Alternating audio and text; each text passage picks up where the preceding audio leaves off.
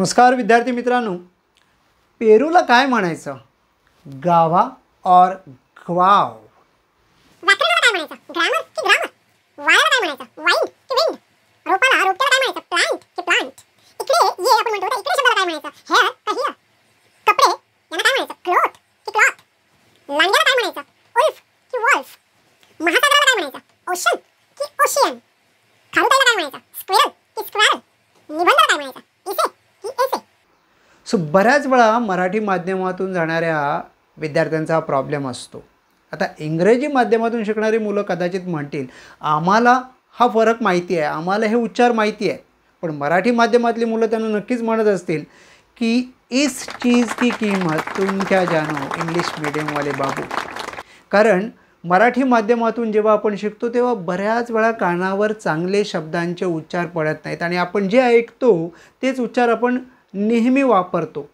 अर्थात मी हे म्हणत नाही की इंग्लिश मीडियमची जी मुलं असतात त्यांचे मात्र उच्चार सगळेच बरोबर असतात. काही वेळा ते सुद्धा याच्यातले शब्द चुकत असतात.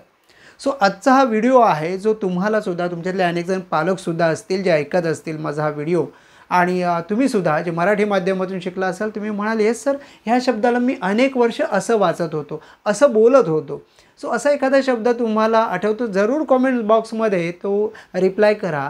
कारण खरं तर एखादी कॉमेंट्स करताना त्यावेळी तुम्ही दुसऱ्यांच्या ज्ञानामध्ये भर टाकता. सो जरूर अशी एखादी स्पेलिंग, असा एखादा शब्द असू शकेल ज्याला तुम्ही चुकीचं वाचत होतात अगोदर. काही वर्षांतर तुम्हाला कळणारे नाही ह्याला असं वाचलं गेलं पाहिजे. सो बघा, पेरू, पेरूची स्पेलिंग तुम्ही पाहिली का? GUAVA. सो बऱ्याच मुलांना काय वाटतं, तुम्ही पेरूला काय म्हटलं तर बरेच मुलाला कदाचित गावा किंवा गुवा असे उच्चार करतात. पण हा शब्द आहे ग्वाव, ग्वाव, ग्वा, आणि हा शेवटचा ए सायलेंट आहे. सो ग्वाव. सो हा थोडासा उच्चार कठीण आहे, सरावाने तुम्हाला हा करता येईल. दुसरं बऱ्याच वेळा म्हणजे व्याकरण, इंग्रजी व्याकरण, जसं आपण म्हणतो की इंग्लिश ग्रामर की इंग्लिश ग्रॅमर. सो बऱ्याच जणांचं हे कन्फ्युजन असतं. So it's a English grammar. So तुमच्यातले बरीच जणं ग्रामर म्हणत असतील, but it's a English grammar.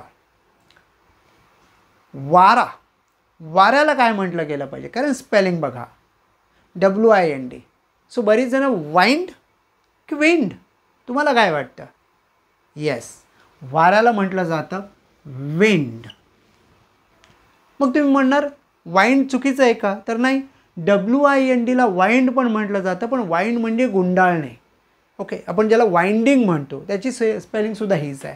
पण जेव्हा तुम्ही तो शब्द वारा म्हणून घेताय, तुम्ही त्याला विंड म्हणा, वाइंड म्हणू नका. सो बऱ्याच वेळा काय होतं, स्पेलिंग आपल्याला कन्फ्यूज करते. दुसरा एक साधा सरळ सोपा शब्द म्हणजे PLANT, आणि आपण शाळेमध्ये याला बऱ्याच जण प्लांट म्हणतो का प्लांट म्हणता? काय म्हणता तुम्ही? So it's a plant.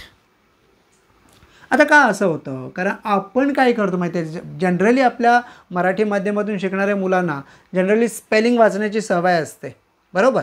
आणि मग आपण एला ॲ म्हणतो, जसं की आपण बऱ्याच ठिकाणी BAT बॅट म्हणतो. तर तोच नियम लावायला जातो. जसं इथे आपण इथे ग्रामर म्हटलं, पण इथे बघा प्लांट. सो इंग्रजी इतकी फसवी भाषा आहे की इथे ग्रॅमर हा बरोबर साऊंड आहे, पण इथे मात्र प्लांट हा रॉंग आहे. प्लांट असं म्हटलं गेलं पाहिजे. सो हीच इंग्रजी भाषेमधलं कन्फ्युजिंग पार्ट आहे. इकडे हिअर और हेअर. सो आपण जेव्हा म्हणतो ना इकडे ये, सो कम हेअर और come here. So come here. कारण हेअर म्हणजे हेअरचं केस असाही अर्थ होईल, हेअर म्हणजे ससा असाही अर्थ होईल. ओके, अर्थात त्याच्या स्पेलिंग डिफरंट आहेत. कपडे, कपड्यांना तुम्ही काय म्हणणार? क्लोथ की क्लॉथ? आता योग्य उच्चार काय आहे? सो योग्य उच्चार आहे क्लॉथ, क्लोथ नाही. हां, पण जर तुम्ही इथे ई लावलात तर हा मात्र शब्द होईल क्लोथ, क्लोथ. सो जर तुम्ही कापड ह्या अर्थी म्हणता एखादं कापड, तर त्यानं तुम्ही क्लॉथ म्हटलं पाहिजे. काय म्हटलं पाहिजे? क्लॉथ. लक्षात आलं? जसं की I have purchase 2 metre cloth, not cloth. Cloth. लांडगा, लांडग्याची स्पेलिंग WALF असते आणि मग बरीच मुलं कन्फ्यूज होतात.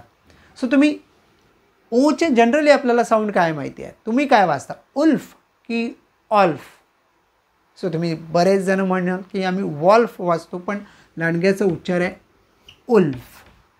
सो हा कन्फ्युजन का होतो, कारण ओला आपण ऊ वाचत नाही कधीच, आणि त्यामुळे डोक्यामध्ये काय असतं की ओला आम्ही तर ओ वाचतो, सो ऑ वाचतो. सो एकतर ओल्फ ऑल्फ असे उच्चार आपण करतो स्पेलिंगनुसार, बट असे शब्द आपल्याला माहिती असायला पाहिजे. पुढचा शब्द आहे महासागर. महासागराला हा एक शब्द बरीच जणं चुकतात, कारण जेव्हा वाचायला जातात तेव्हा तुम्ही काय वाचता, तुमच्यातले अनेकांनी आय एम शुअर हा शब्द जेव्हा वाचायला गेलात तुम्ही वाचला असेल ओशियन, पण महासागराला हा जो शियन हा साऊंड आहे ना, हा बरीच आपण मराठी माध्यमात खास करून काढतो, कारण वाचताना आपण तसा विचार करतो की ए म्हणजे वेलांटी, but it's a ocean.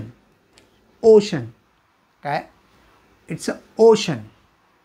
So महासागराला ओशन म्हणा. सो बऱ्याच ठिकाणी जिथे शियल असा साऊंड काढतो तिथे तुम्हाला शल असा साऊंड काढायचा आहे. मी एका व्हिडिओमध्ये हे ऑलरेडी एक्सप्लेनसुद्धा केलेलं आहे, तो तुम्ही व्हिडिओसुद्धा बघू शकता.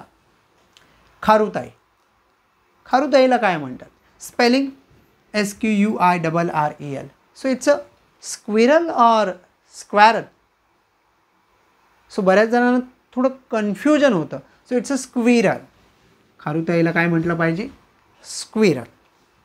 आणि शेवटचा शब्द आहे निबंध.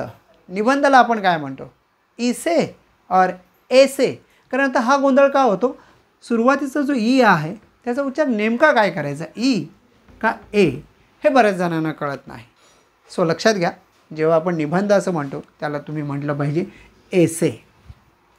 सो आय होप आजचा हा व्हिडिओ खूप इंटरेस्टिंग असेलच तुमच्यासाठी, तुमच्या ज्ञानामध्ये भर पडली असेल आणि तुम्हाला असं वाटतं सर असे व्हिडिओज घेऊन येत चला, जेणेकरून आम्ही जे काही उच्चार चुकतो आहे, म्हणजे आम्ही वाचतो आहे, बऱ्याच वेळा काय होतं आपण रीडिंग करतो, पण रीडिंग करताना एखादा शब्द आपल्या कानावर जसा आलेला असतो तसाच आपण वाचत असतो. जोपर्यंत तो शब्द आपण योग्य तऱ्हेने उच्चारलेला ऐकत नाही किंवा आपण डिक्शनरीमध्ये पाहत नाही, तोपर्यंत आपले हे प्रॉब्लेम्स तसेच राहतात. आणि ते तसेच राहिले तर ऐनवेळी कदाचित कम्युनिकेशन्समध्ये आपण तो शब्द तसाच वापरू, बरोबर, आणि थोडंसं चुकण्याची शक्यता आहे.